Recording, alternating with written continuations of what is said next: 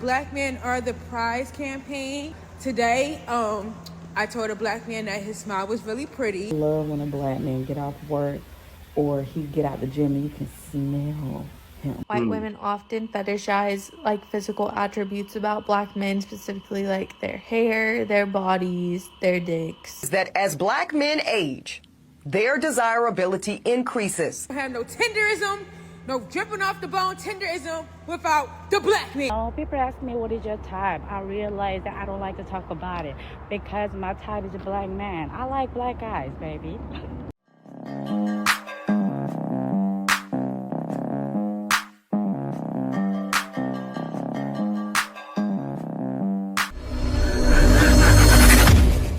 From Korea, babies. I'm about to make a big confess. It's for me, I need to overcome this feeling. People ask me, what is your type? I realize that I don't like to talk about it because my type is a black man. I like black guys, baby.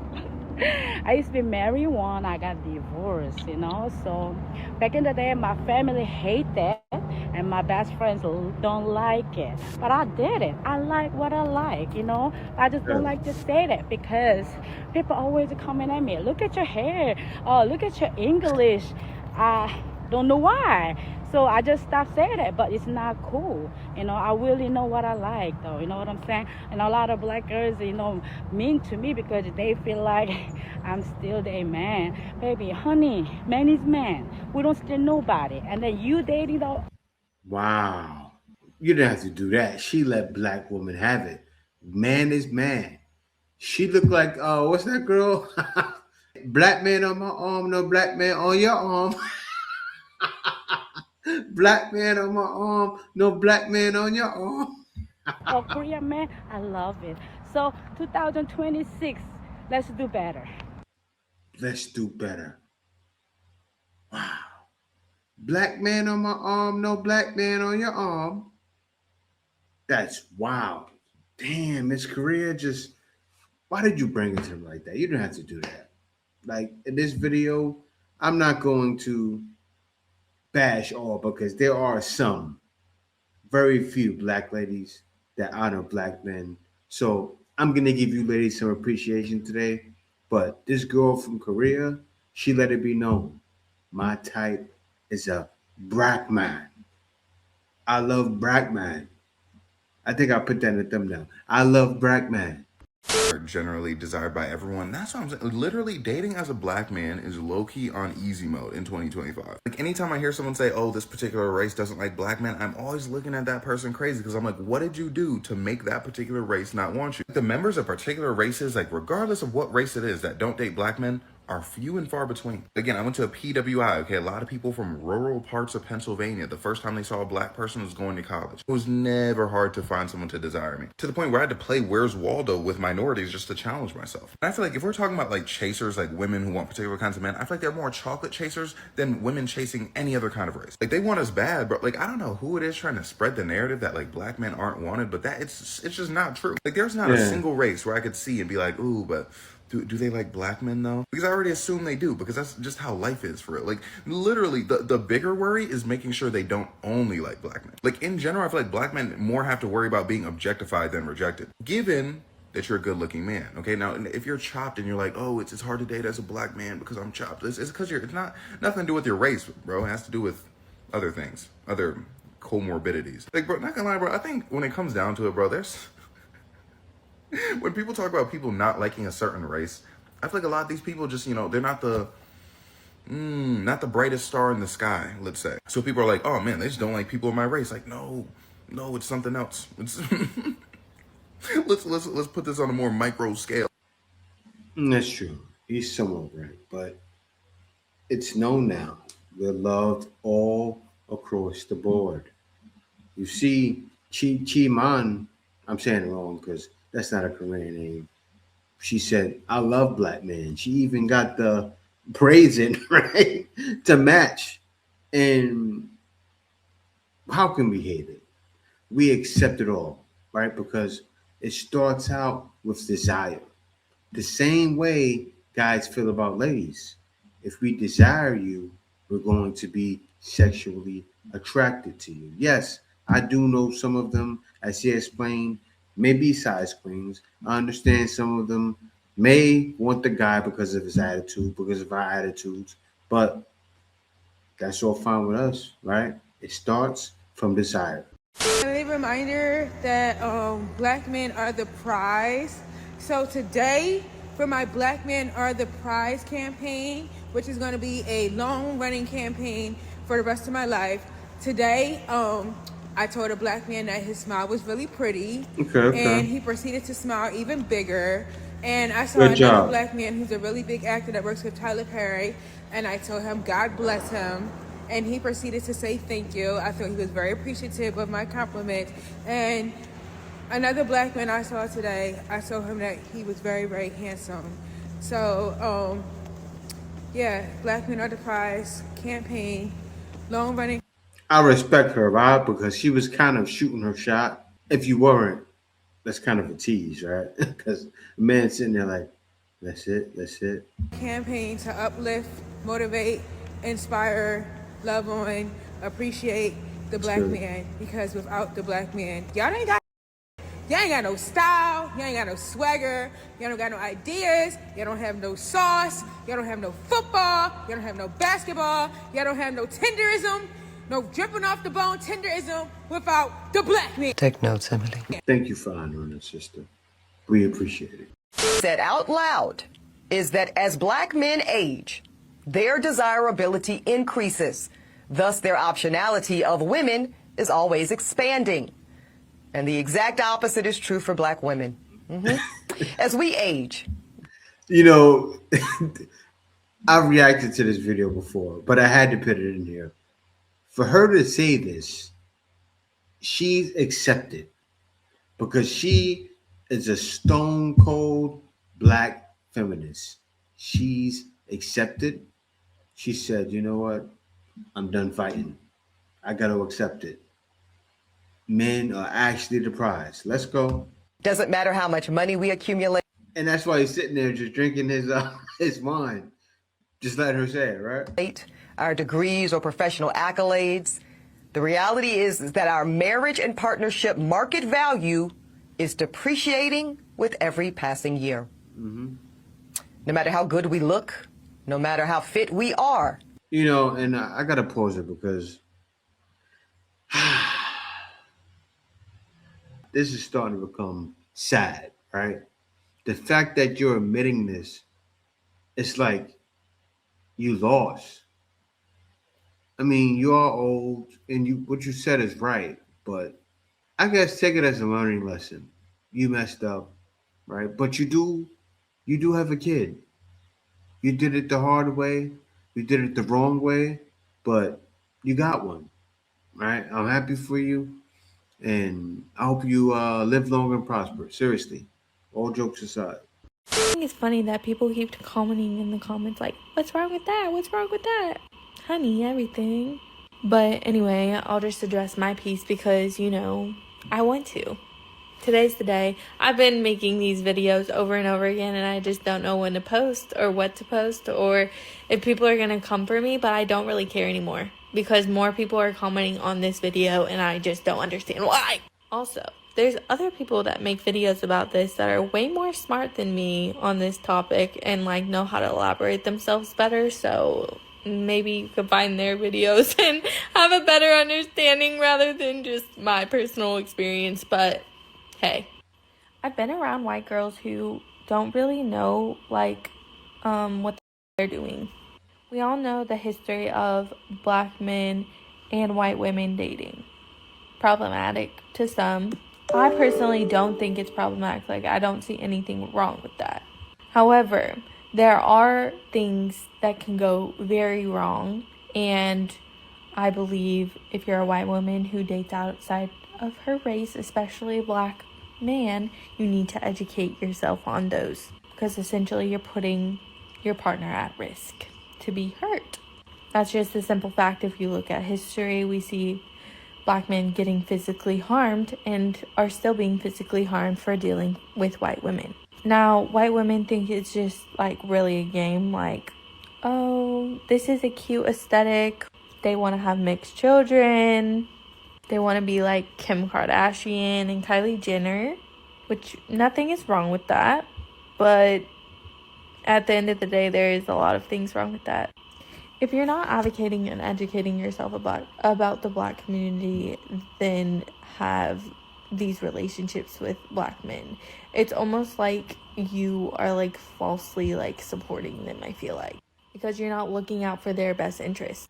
White women often fetishize like physical attributes about Black men, specifically like their hair, their bodies, their dicks. I said, wait a minute. Wait a minute. Wait, first of all, you're not going to speed past that like you didn't just say what you just said. And I hate to be inappropriate, but that's very true. Now, if white women are having sex with Black men, then guess what? They have a potential of having Black children. I find this very, very, very problematic. Because if you're not even advocating for your own partner, how are you going to advocate for your child? Oftentimes, too, white women put Black women down, from what I've seen, to make themselves look more attractive to Black men. Again, if you're going to have a Black kid, how are you going to advocate for them if you put Black women down? But hey, if you guys don't find anything wrong with that, then go you. I was raised that Black people were God's favorite and they were the superior race. Wow. And it was interesting to be raised with that mentality. All right, this one is going to be deep, and I'm going to explain why it's deep. I've talked about it before. You guys may not remember, but let's go. Let's hear it. Because I think it's different than a lot of how other like white people were raised. And I do believe that if more people were raised this way, the world would be a little bit better of a place, and maybe we can get along a little bit nicer together.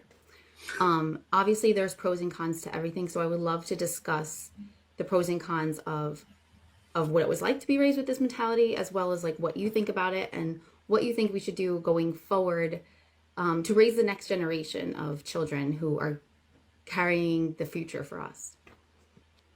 So how this mentality came about, I was really quizzical and curious as a child and very outspoken. It's interesting to look back now that we're in this ginger talk right now. I'm kind of reliving a few of the silly little traumas that we face as gingers. And I noticed that I was more outspoken between the ages of 0 and 8. And once I started getting really made fun of as a ginger, I kind of lost my voice and I wasn't as brave or outspoken, and I was shy and timid. So it's kind of interesting to have that realization now, so many years later. Anyway, back to the important topic here. The way that this mentality was brought on to me was, as I said, I was very outspoken and, you know, I was quizzical and curious as a child. So before the age of 6, I asked my mom, why do we call them Black people when they're more different shades of brown? And I asked her, why do people treat them differently or call them names? Like, what does this mean? Why is this happening? And how do you explain race and racism to a child that is under the age of 6 in a way that they can understand? Because obviously they're not going to be able to comprehend or grasp the entirety of the depth of what racism really truly is. So how do you explain that to a child? She knew that I loved my brownies and my cookies baked a little bit longer than you're supposed to, because the crispy edge of the brownie was always my favorite. And I loved when the chocolate chip cookie was a little bit crispy on the outside and a little gooey on the inside. And that was the perfect way to bake the cookies and bake the brownies. So she used that analogy. And yes, it sounds crazy, but as a 4-year-old child, it made perfect sense. And she used that analogy and she said, you know how you like your cookies and your brownies baked a little bit extra? That's kind of what God did with Black people. He took more time and more love into creating Black people. And that's why they're a little bit darker than you. He just baked them a little bit longer. That's how she described race to me. And she said that anybody who talks badly about them or is mean to them. No. That's a little bit off, right? But when they say man was made in his image, he talks about it in the Bible. The first man was from Ethiopia, around that area, right? Talks about it in the Bible. What was the first man? Black. So if he was made in his image, what is he? The people that can't accept that, you have to accept it. You can't be a racist and make it. Lesson. Message. This is a message. Is just jealous. So right away, I was kind of just like completely infatuated and just in awe of Black people, because I'm like, oh my gosh, what is it like to be God's favorite? What is it like to, just be loved a little bit more from God? Like, I just thought it was incredible and amazing. And so I always just gravitated towards Black people, because I was like, oh my God, like, they're so lucky. Do they know how lucky they are? Like, how cool is it that God spent a little bit more time on them? I was fascinated by it. And but we have to be careful with this talk, because what happens is you can also fall from grace, right? People don't want to talk about that, though. You can also fall from grace, right? If you're doing everything that goes against God, you can fall from grace. The reason I say that is because people feel like, Black people are the chosen ones. We're gonna make that. No, if you're not living like Christ, you're not making it. That's facts. And I'm not trying to, deter anybody from feeling like they're not God's chosen ones. But if you're God's chosen ones, you'll do what God says. And also, I say this: there will be all different colors in heaven. Like, you hear certain guys say, "Oh, only Black people." That's a lie. That's a lie. All races will go. When I tell you I love to watch a Black man chew his food, and I love when a Black man really likes something, how he pauses and he look down at the plate and he silently take another bite. I love when a Black man get off work or he get out the gym and you can smell him. Like, you can smell the God in him. You can, oh my God, you can see the glistening in him, and you can see the twinkle in his eyes. Like, I love to watch a Black man sit in the sun, and the rays of the sun highlight the golden twinkle of his melody. I love the way a Black man will do that little leg shake when he pull his sweatpants up, or he pull his pants up, or he put the shoes on, but he know he looking good. I love to see a Black man literally think about something, he go like this. I love to see a Black man's shoulders stretch. I love to hear a Black man go. Man, that was deep. Hear most from you, and why? I think you need to hear that you are worthy, that you are loving, that you are deserving, that you are human, that you are trying, that you are a man. Maybe for you, that you are healing, growing. You are not your past. You are not your parents. You are not what society puts on you. You are not a stereotype. You can love. Your journey is purposeful. Wow. She had a man in tears. And shouts out to you, right? I got to give you ladies some appreciation too. There are, and the one guy said it in the beginning of the video, very few, right? But they're there. We notice you guys. I got to say that. We notice. We see what's going on. We notice you when you're doing your thing. Let's continue. That are struggling to believe that good men still exist. To the women out there that are single and feel as though they are going to alone because they feel like there are no good men to partner up with, because love is a dream of yours and you want that to be realized. To the women out there that are struggling to believe that they'll ever become mothers, because that it would require one of these dusty Negroes to knock them up, and they believe there are no good men out there. Let me tell you something that is giving me so much hope, that I pray does the same for you. The most ignorant men are the loudest men. They are the men that will go viral. They are the men that will have podcasts. They are the men you will hear about well before you ever hear the quiet man that is very much good, that very much has his head on straight, that has his morals about himself, that has integrity, that has respect and love for women. They are still out there. They're just minding their black ass business. Okay? They are still out there. They're just not doing this performance to earn cool points with the bros. Okay? So please remind yourself, anytime you see someone or hear someone doing or saying something ridiculously ignorant on the internet and they are a black man, remind yourself that he is not the representative for all black men. And can we please state the obvious that it is absolutely the same for black women? Okay? So ignorant people are the loudest people, so they're the ones you will hear first. But that doesn't mean they represent us all. Got it? Okay. Love you. Bye. See, that's where she's wrong. You know what she doesn't realize is that sometimes the people that speak the loudest, this is coming from a guy that's from New York, right? I gotta tell you something about New York. How New York is so wild. Like, you know how people usually say the person that talks the loudest is scared? That's not the case in New York. I told my wife that. Somebody will say, "Mother, talk to you," and will shoot you in your face a minute later. That's how it is. New York is like that. New York is one of the wildest places in a way to where the jails, go to Rikers Island, it's more dangerous than going to most prisons in the world, right? That's New York. But I say that to say this, right? Me, I'm a podcast guy, if you want to say that, right? I say things that does spark curiosity to where men want to hear it, right? But it needs to be heard.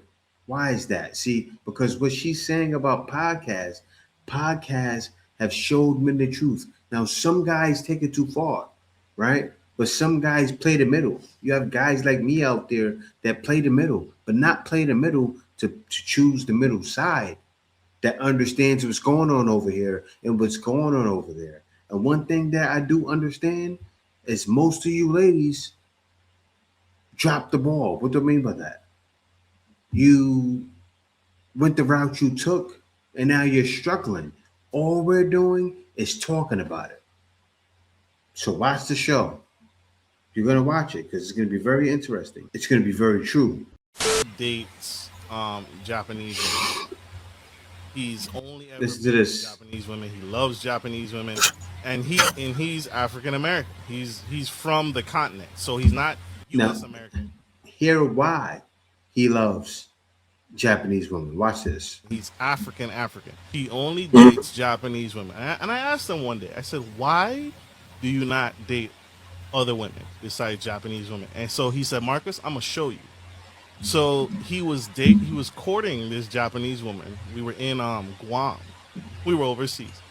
And he's like, Marcus, I haven't talked to this girl in 4 hours. Watch this. The girl pulls up to the house with flowers. And she's like super, he opens the door, lets her in, and he's super apologetic. She's like apologizing. She don't even, and I asked, I said, what the hell did you do? She's like, nothing. She thinks I'm mad, but I'm not really mad. But she's just. She thought about how he feels. He didn't feel like that. She said, okay. Like, you ever notice?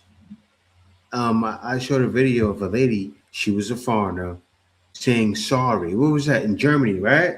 That German lady. When I said, you know, every guy, every black man needs a girl from like overseas. This is real, right? She said, I'm sorry.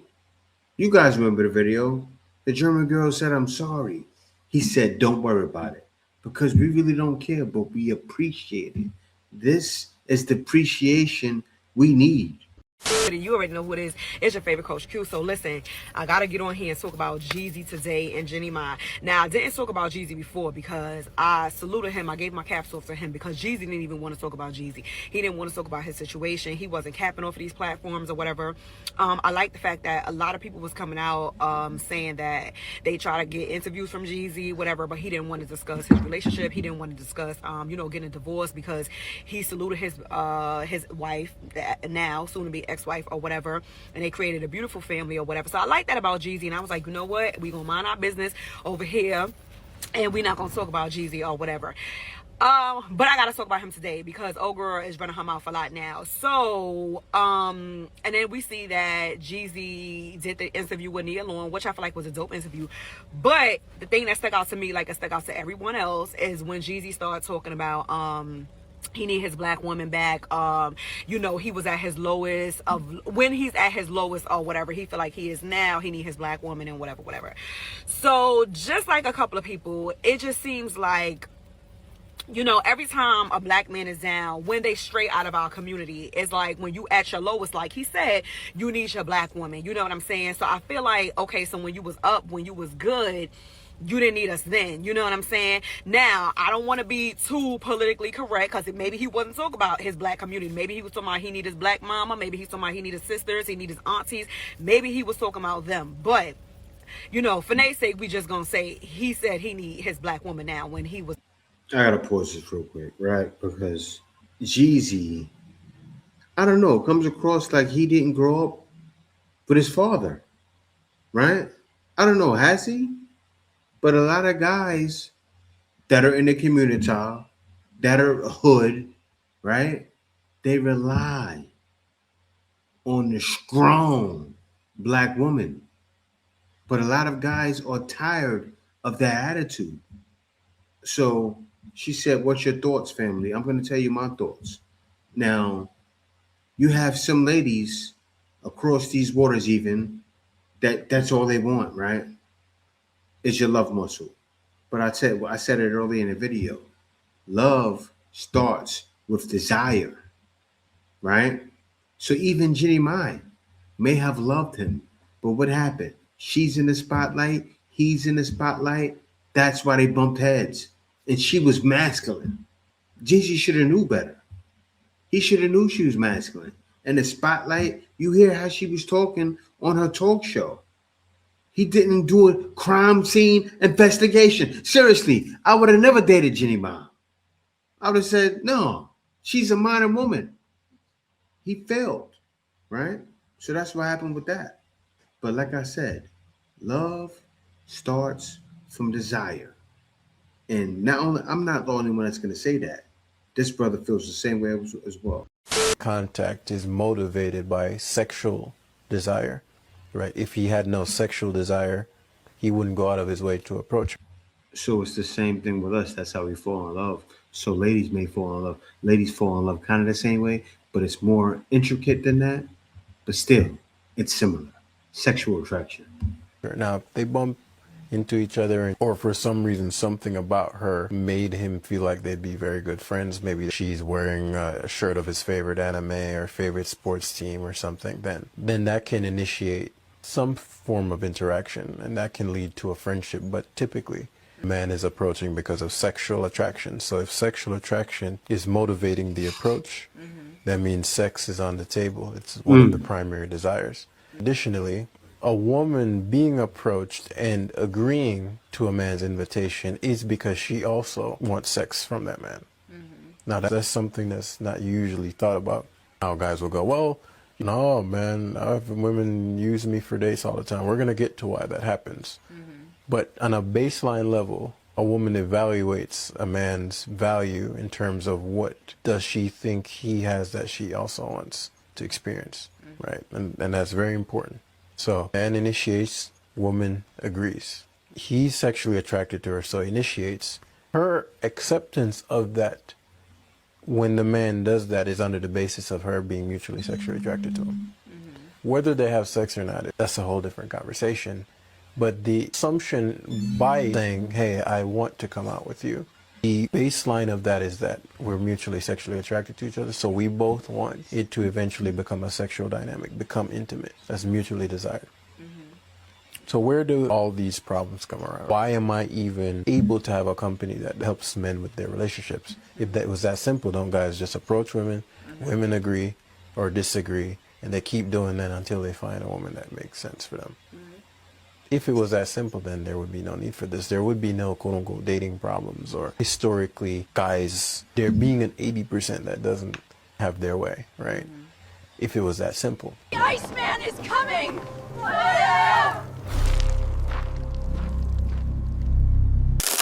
Winter is here.